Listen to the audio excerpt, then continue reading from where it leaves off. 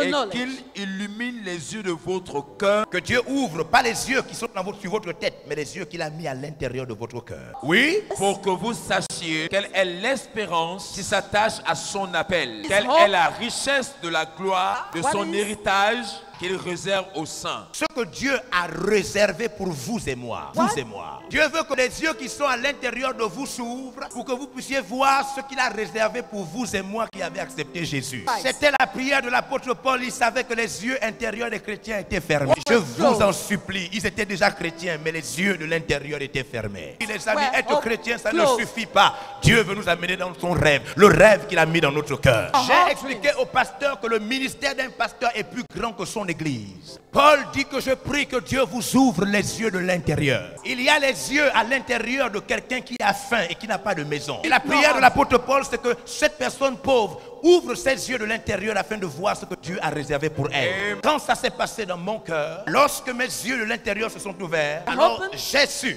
que je pouvais envoyer des pasteurs, des missionnaires avec une force incroyable et une vitesse incroyable. Lisez. Et quel est envers nous qui croyons? Je vous en supplie, nous avons cru. Eux n'ont pas cru, ils sont païens dans le monde, mais nous avons cru. Afin que vous sachiez ce que Dieu réserve à nous qui croyons. Quoi? L'infinie grandeur de sa puissance. L'infinie grandeur de sa puissance.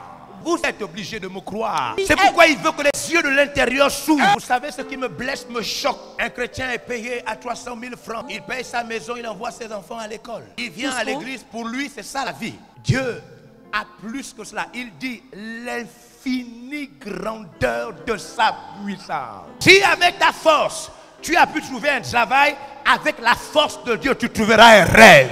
C'est pourquoi les chrétiens ne cherchent pas Dieu comme dans la Bible, parce qu'ils se suffisent des choses qu'ils ont déjà. Un petit travail, je les vois à l'église tous les jours. Ils ne cherchent pas le Dieu qui peut tripler ce qu'ils ont. Ils le cherchent timidement, parce qu'ils ont déjà un véhicule, alors que Dieu peut donner 100 véhicules. Je les vois dans nos églises. Même quand vous les voyez, vous sentez qu'ils ne cherchent plus le Dieu qui peut envoyer l'infinie grandeur. Je les vois prier dans l'église.